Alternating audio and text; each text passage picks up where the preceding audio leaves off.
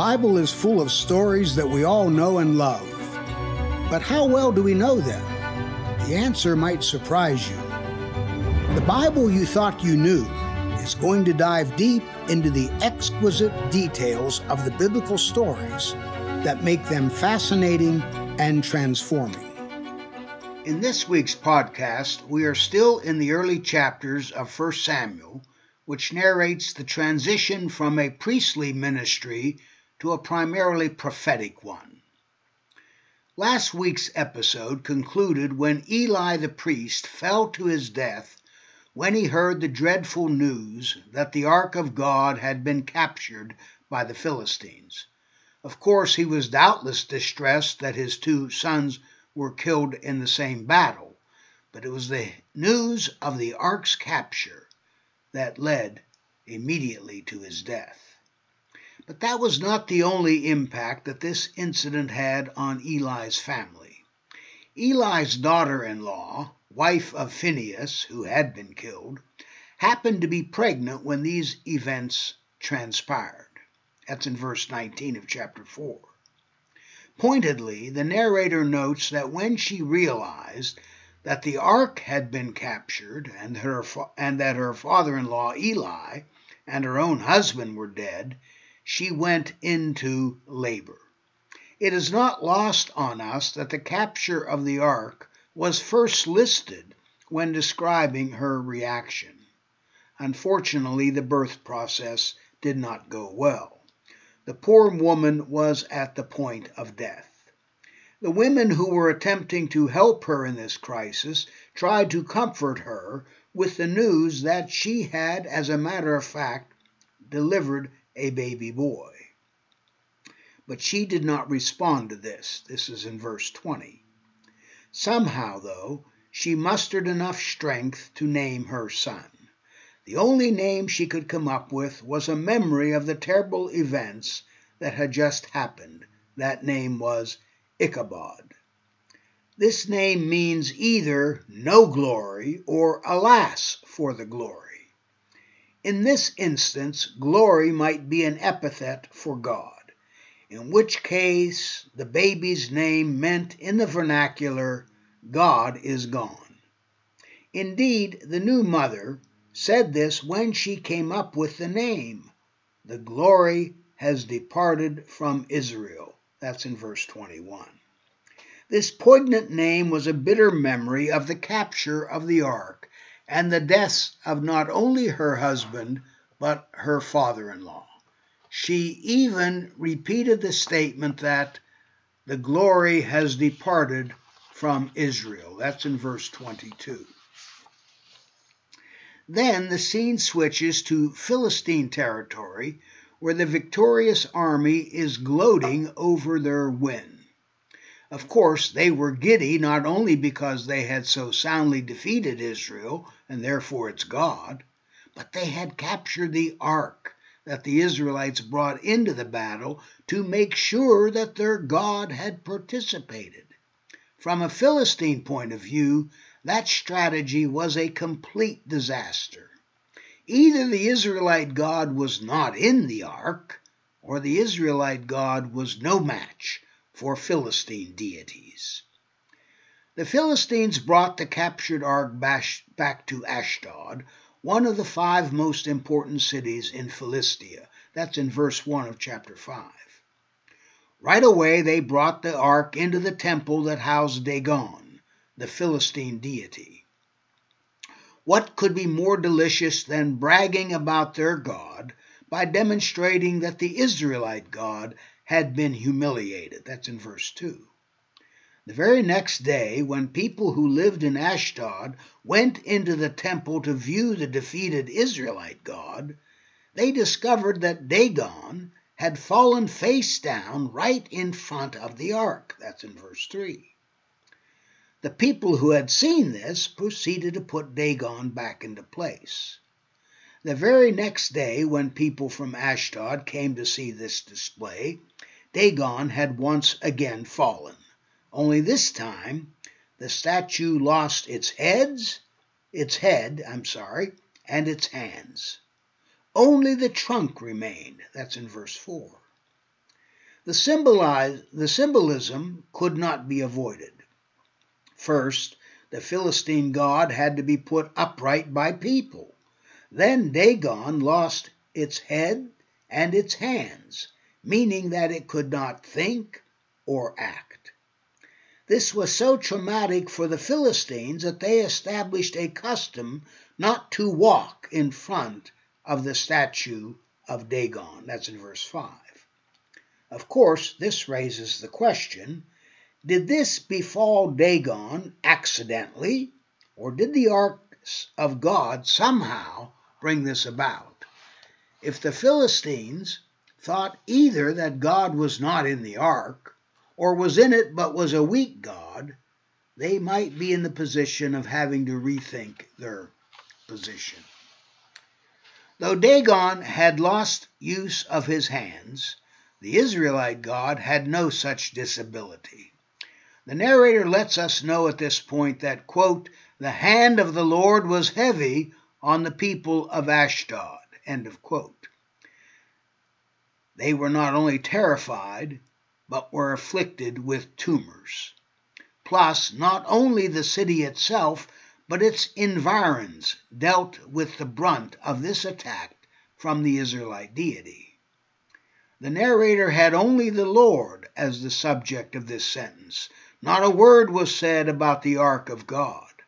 However, the people of Ashdod concluded that the Israelite God was by all means in the ark. For that reason, they decided that they had to get rid of the ark at once. They complained that the hand of the Israelite God was, quote, heavy upon us and upon Dagon our God. That's in verse 7. Their gloating had morphed into lament. So, the Philistines conferred with other officials to figure out what to do about this ark. This gathering thought a change of venue might work. Therefore, the ark was sent to Gath, another of the 5 Philistine cities. That's in verse 8. But that did nothing to stop the pain and suffering. When the ark arrived in Gath, immediately there was another outbreak of tumors, causing a great panic. That's in verse 9. Desperate times call for desperate measures. The Philistines had to get the ark out of Gath. They would try another city. This time it was Ekron, verse 10. By now, however, word had spread. The citizens of Ekron wanted nothing to do with the ark. They believed that the ark would destroy everyone. Indeed, they came close to accusing the inhabitants of Ashdod and Gath of being willing to sacrifice the people in Ekron to save their own skins. This time around, the people in Ekron demanded that every Philistine lord gather so that arrangements could be made to send the ark back to Israel. That's in verse 11. Otherwise, the majority of people thought they would be doomed. The narrator at this point reminds us that God's hand was still heavy against the Philistines and that the panic had not abated. People who had not died outright were afflicted with tumors. It is no wonder that the Philistines cried out to the heavens. Quite obviously in the story, Dagon, the Philistine god, had done them no good. It turns out that the Ark of God remained in Philistine territory for 7 months. That's in verse 1 of chapter 6. This time the Philistines decided to consult the priests and diviners. When they gathered, they were asked outright how to send back the Ark of the Lord.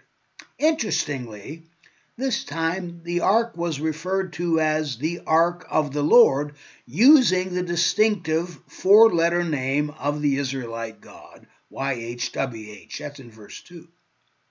The clergy cautioned that the ark should not be sent back empty. Instead, a guilt offering should accompany the ark. They thought that would do the trick. Indeed, they believed that would induce healing and having the Israelite God turn away from using the heavy hand against Philistia. That's in verse 3. Agreeing to this, the Philistines wanted to know what sort of offering they should give. The clergy suggested 5 golden tumors and 5 golden mice, which corresponded to the number of the lords of the Philistines. By now, all of Philistia had been inflicted. That's in verse 4. But the clergy had more to say about this strategy. Not only were the Philistines to make images of tumors and mice, in addition, they needed to give glory to the God of Israel. Once they did that, there was a chance that the Israelite God might go easy on Philistia and on its gods. That's in verse 5. Demonstrating their knowledge of Israelite history, the Philistine clergy cautions Philistia not to be stubborn like Egypt had been when Israel was enslaved. That stubbornness allowed the Israelite God to make sport of Egypt and the slaves escape in any case. That's in verse 6. Just to make certain that none of this was mere happenstance, the Philistine clergy had some other instructions. First, they were to get 2 milk cows who had never before pulled a cart to be the beasts of burden. 2, the calves were to be taken away from these 2 mothers. Clearly, it goes against the grain. Cows have to be trained to pull a cart. Plus, a cow will do almost anything to prevent being separated from her calf.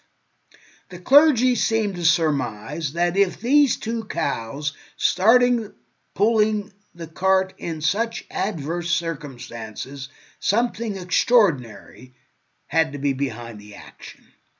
The Philistines do this, put the guilt offering in the ark, and send it away. Finally, the Philistine clergy were convinced that if the cows pulled the ark to Beth Shemesh, that would be a clear indication that this had not happened by mere chance. Instead, it would confirm that Philistine troubles had been the result of the Israelite God's hand. That's in verses 7 through 10 of chapter 6. So the Philistines complied with these instructions, and sure enough, the cows pulled the ark straight to Beth Shemesh. These cows had never been trained to pull a cart, and they had been also separated from their calves.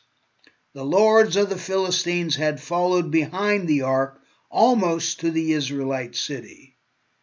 By the way, the cows did not deviate at all from the path that led to Beth Shemesh. That's in verses 10 through 12 of chapter 6. Next week, we will see what happens with the Ark of God when it returned to Israelite territory. In the meantime, let me encourage you to go to my website, faspina.com. Record there, if you would, your email so that I can contact you at some further time. And if you have a question you would like me to answer in a Q&A session, email me at fspina106@gmail.com. I want to thank you so very much for listening to The Bible You Thought You Knew. I have a question for you. Do you have a question or topic that you'd like me to cover on the podcast? If so, all you need to do is head over to Apple Podcasts and do 2 simple things. 1, leave a rating and review telling me what you think of the podcast. 2, in that review, ask anything you want related to the Bible. That's all you have to do. Then, listen in to hear your question answered on a future episode. Join us next time on The Bible You Thought You Knew when we discuss Jesus' personal Bible. God bless.